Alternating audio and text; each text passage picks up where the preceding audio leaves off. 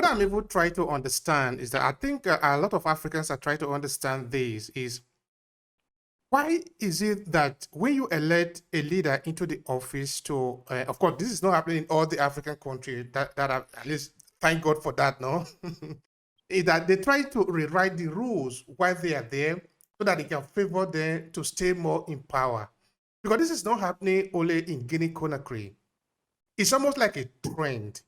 Why is it always happening? Because if you look at other countries that say they are sort of copying, if you look at maybe the former French colony in Africa, you will imagine that they are trying to copy the French system. You don't elect a French politician and soon they will start to change the constitution so that they can stay more in power. So why is this trend common among African countries? Well, you see, for one, African leaders, once they are there, they're very comfortable, and I don't think they can live any other life being an ordinary citizen after they have left. The second thing is most of these leaders have a lot of blood in their hands, and therefore they would think that the government that's going to replace them will be undertaking due diligence to see if they can send them to court, send them to International Criminal Court, or even jail them. So they want to stay as long as they can. But the most important thing is, like what we saw in Algeria, is that with a man who's been on wheelchair for some time and very difficult even to communicate, the people around him would know that once he leaves the office, they're also gone. And therefore, it's their interest to keep that ailing man in office. And that's what happens in most African countries, where the rank and file near the presidency would want that president to continue, because if another president is coming, then they will be replaced, all of them. Moreover, they will also be subject to the rule of law, where the excess of office in terms of human rights abuse or corruption would be exposed completely by the new president. We already see that that's happening in Zambia after a month and a half after the elections. So most of the presidents would want to go. They would want to have a third term, and of course, elections can be rigged anywhere. Even the United States, President Trump has been talking till now, saying that the election has been stolen and rigged and everything, although that country has one of the best election systems.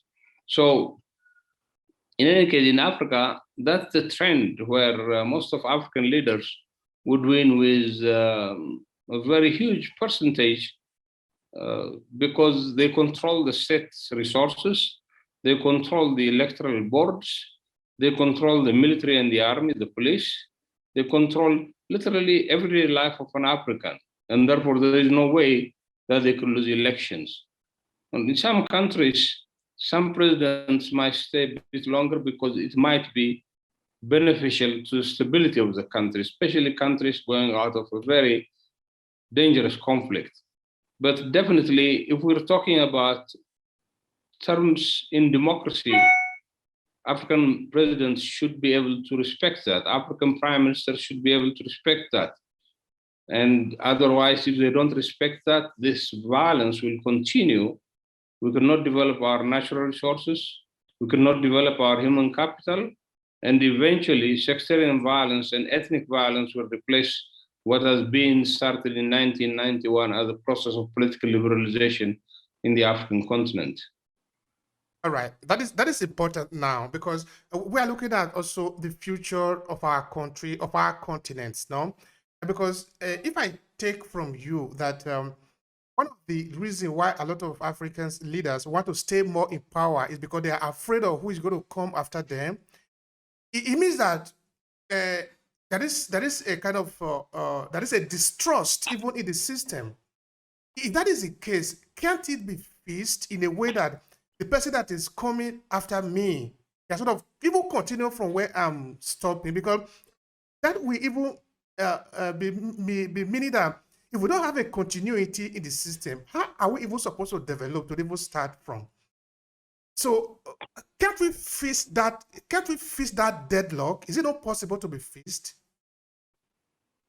Well, you see, in some countries, we already see an improvement in this. For example, Ghana, where transitions have taken place, where the opposition have come to power, winning the incumbents. And of course, the measure of any democratic transition is what you call the two turnover test, where a civilian government is being replaced by another civilian government, or a civilian political party is being replaced by a civilian political party in the opposition. So the problem in Africa is the presidents usually have their own excesses on human rights and, of course, on corruption. And therefore, you can always dig whatever you want to dig and come out with allegations of misappropriation, allegations of human rights abuses. Of course, the rationale is that no president or no party can satisfy a whole population. And that's why they are elected only by a slight majority during the elections. But the fear that African presidents have that they will be prosecuted after they leave office is one of the reasons why they want to stay on, besides the fact that the luxury and the pomp ceremony of that office gives them the incentive to go on to continue. The rank and file, as I said earlier, are the ones who also put a lot of pressure on the presidents, on the heads of state, to be able to continue with referendums, whatever, with rigged elections. And this is the problem. The other thing, of course, is Western countries have their own presidents that they like. In some cases, Western countries have been also involved in coup d'etats in Africa. If you see Al Jazeera's Frank Africa program, it would tell you a lot about the role of former colonial powers in the continent. So all this added up, the possibility for transition into a real democracy, while it's happening in some countries. Well, Zambia was the first country in the 1990s, and I happened to be there at that time, to be able to transit into democracy peacefully. Now, the opposition has won and come back again into the power to prove that the democracy in Zambia is resilient. Ghana is another country where we have high hopes, unless, of course, the abuse of office would encourage the incumbent to do something that we might not anticipate. So once you see this, most of African political parties, ruling political parties, like take the ANC, the EPRDF in Ethiopia, and other parties have been in power for more than 3 decades. About 21 countries are still being ruled by the political parties that were at independence. And therefore, it's very important that the youth now participate more meaningfully in transforming African politics to the benefit of the African people. And Guinea now has become a real example, and it's a test for the African Union, for ECOWAS, for the United Nations, for all international organizations, and for other African leaders that are really concerned about the well-being of the Guinean population.